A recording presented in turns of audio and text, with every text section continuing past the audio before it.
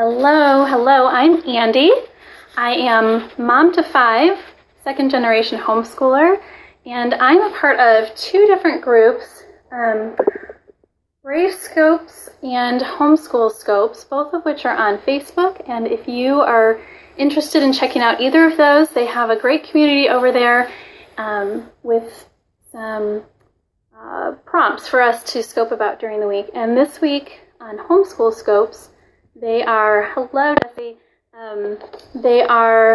encouraging us to talk about what we as moms are reading. So we talk a lot about what we read with our kids all day long, but we need to find time for ourselves to read. And last month, and you can find me on Instagram at AppleAndy. And really quick, if you are here on Periscope and you have an account, whether you're just watching other scopers or whether you're actually doing scopes, if you just take a second to look through your followers and start blocking all of those bots, because they're just nasty. So let's get them out of here and keep it fun and clean. So Homeschool Scopes is doing talking about what we are reading this week. So I wanted to share, I wanted to share what I was reading last month. I think I read like 14, 15, 16 books. I don't even remember. The stack was like this tall when I took the picture of all the books I read last month. And here it is, the 16th of February, and I'm still on the first book this month. I do a lot of audiobooks, but I do a lot of them on overdrive, and you can pick your speed. So you can pick a faster speed, and you can go through them a little bit faster, like speed reading. And I do a lot of fiction, so you just can't put it down. But this book I'm reading, they only have the CD. So I have to carry around a CD player, or, you can do that on Audible too, that you can pick the faster speed. So I'm either using my laptop and listening, or I have the CD player, which is a little cumbersome to carry around with me. So I only have the CD. I don't have the option of watching it or listening to it fast. But the book is A Spoonful of Sugar, A Nanny's Story by Brenda Ashford. So I am really into young adult fiction. I just read the Lunar Chronicles and the Selection series. So those are definitely more teen. I really like this one, The School of Good and Evil. I just read the first 2 of those last month. Those were really fun. These are more for like 10 to 12-year-olds. My 8-year-old is reading those. She's really enjoying those. So this book is a memoir. It's very different than what I normally read, but my sister-in-law recommended it. She said that she was really enjoying it, and I thought it'll be something a little bit different, and I'm really, really liking it. So it's called A Spoonful of Sugar, A Nanny's Story by Brenda Ashford. And if you do audios, if you love listening to lovely British accents like I do, the lovely Jean Gilpin reads the book, and it's just been fabulous listening to her read it. So this one, she's talking about all of her experience from growing up, going into school to become a nanny, and then the work that she was doing. So I'm about 3/4 of the way through. So the way she writes it is much more of a storytelling. It's not a lot of facts. So the memoir, it's really fun. I read Amy Poehler's Yes Please and Tina Fey. What's Tina Fey's book? Bossy Pants. I read both of those the last 2 months. So I don't do a whole lot of nonfiction or memoirs or that type of thing, but I recommend those 2, and I recommend this one. This one's been a lot of fun. The other book that just came in, which I might just start it because it's easier to carry around to play away, is The Siren, and Kira Cass is the author of the Selection series. So I just finished the last one last month, and then the last one of the Selection series is coming out later this year. So I'm excited for that, but I'm going to start reading The Siren soon. So those are the 2 books that I'm reading for myself.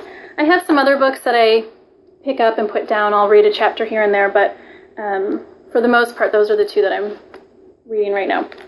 So I also wanted to talk about library trips, because I hear a lot of people talking about taking their kids to the library, and they have a hard time managing their kids, finding quality things for their kids, getting them away from the computer.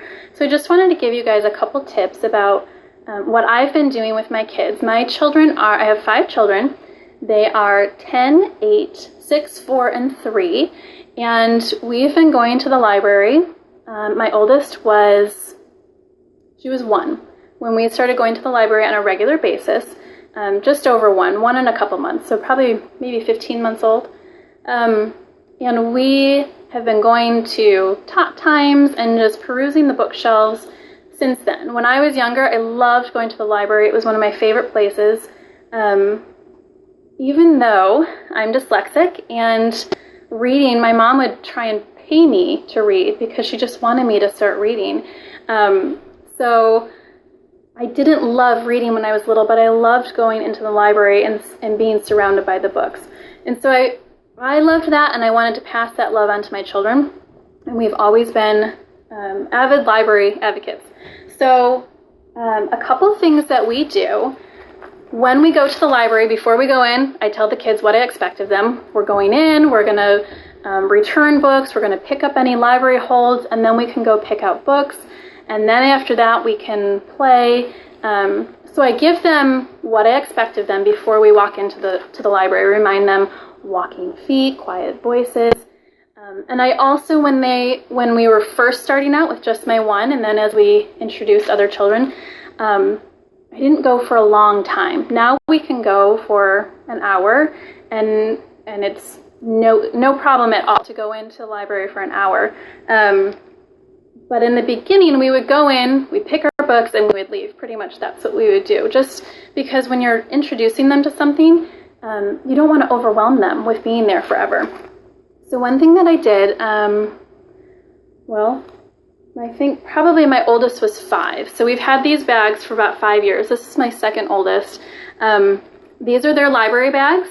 They're about, 12 by 14, just little canvas bags. And I had them draw a picture, and then I stitched it on. And we decorate them with buttons and any flair that we can get our hands on.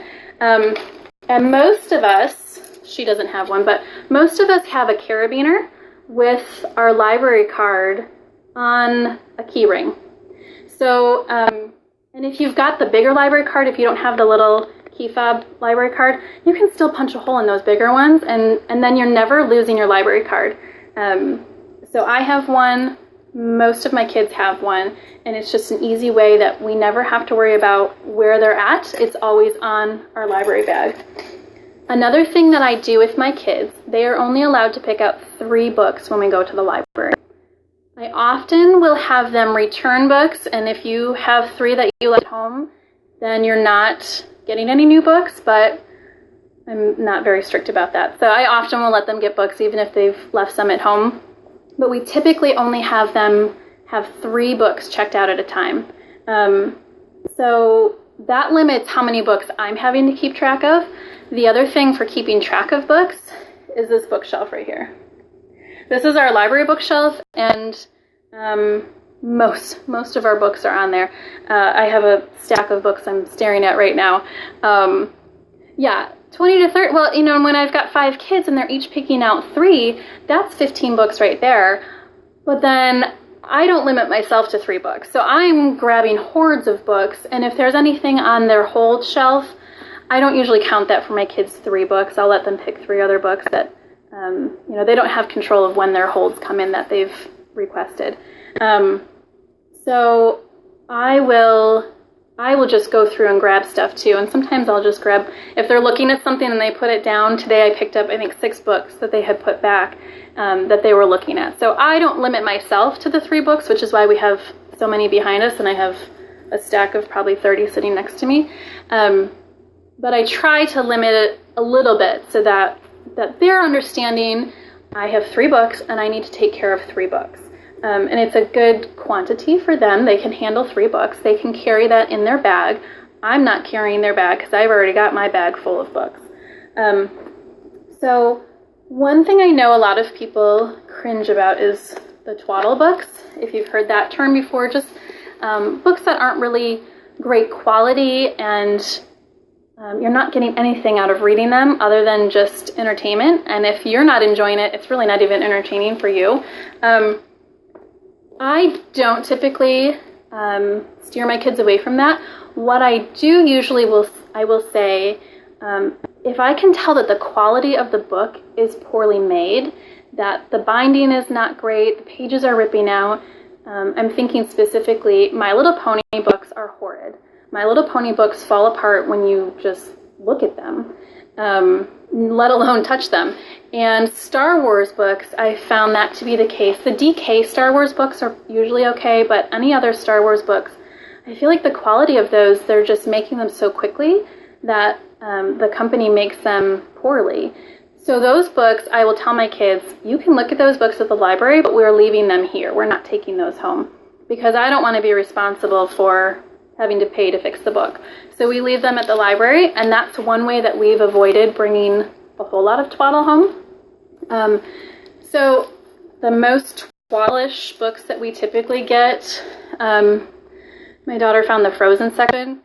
Yeah, so then they're not upset. I'm not saying you can't read that book. We're just not going to bring it home. And so you're giving them a boundary that we're not going to take it home because it's not a quality item. Why do we want to fill our home with garbage? So let's just leave it at the library and we can enjoy it when we're there. So this is a DK Frozen book, which in DK style, they have like, I didn't even look at it, but there's facts and stuff in here. So, I really don't care. If she's going to read this, my oldest is 10 and she reads constantly. She's read the Harry Potter series. She is on her 8th time. Yeah, DK books are so fun. We love them too. But she's reading Harry Potter for the 8th time. She read it 7 times in 16 months. The series, the whole series.